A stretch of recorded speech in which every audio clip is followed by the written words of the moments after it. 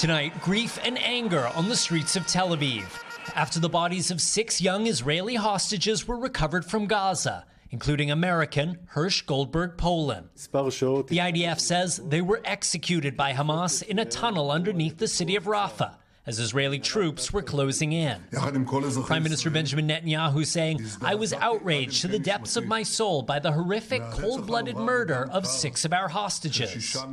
But here outside Israel's defense ministry, much of the anger is aimed at Prime Minister Netanyahu. These protesters accuse him of blocking a deal to bring the hostages home. And every time it's a different excuse. Trade unions announcing a general strike tomorrow, threatening to shut down Israel's main airport unless Netanyahu accepts a deal.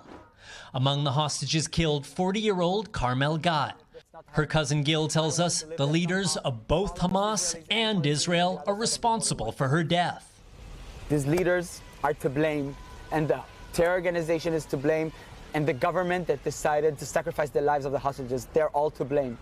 For nearly 11 months, Hersh's parents, John and Rachel, campaigned tirelessly for his release, even taking their case to the Democratic National Convention. And every morning, a painful ritual, marking the days since his kidnapping. The president and vice president both spoke to them today, Mr. Biden saying he's devastated and outraged at Hersh's murder, adding Hamas leaders will pay for these crimes.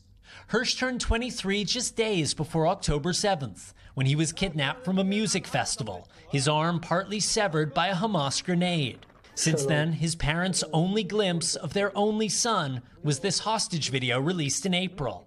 We met them the next day.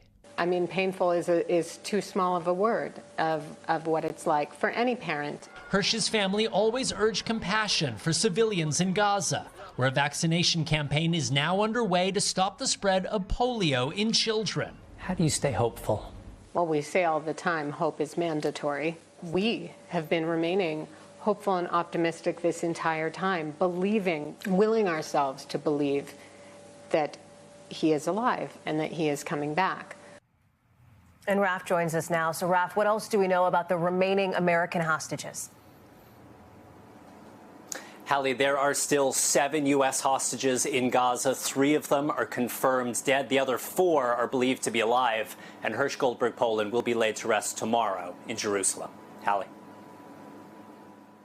Raf Sanchez live for us in Tel Aviv tonight. Thank you. Let's bring in Matt Bradley, who's also in the region. And Matt, the big question now is what this moment means for those ceasefire talks. It's a great question, Hallie. The last round of those negotiations ended in Doha on Thursday night, and now they're down to sort of lower-level, working-level negotiations. Now, these hundreds of thousands of protesters are really hoping that Benjamin Netanyahu is going to compromise on the talks and get to a deal.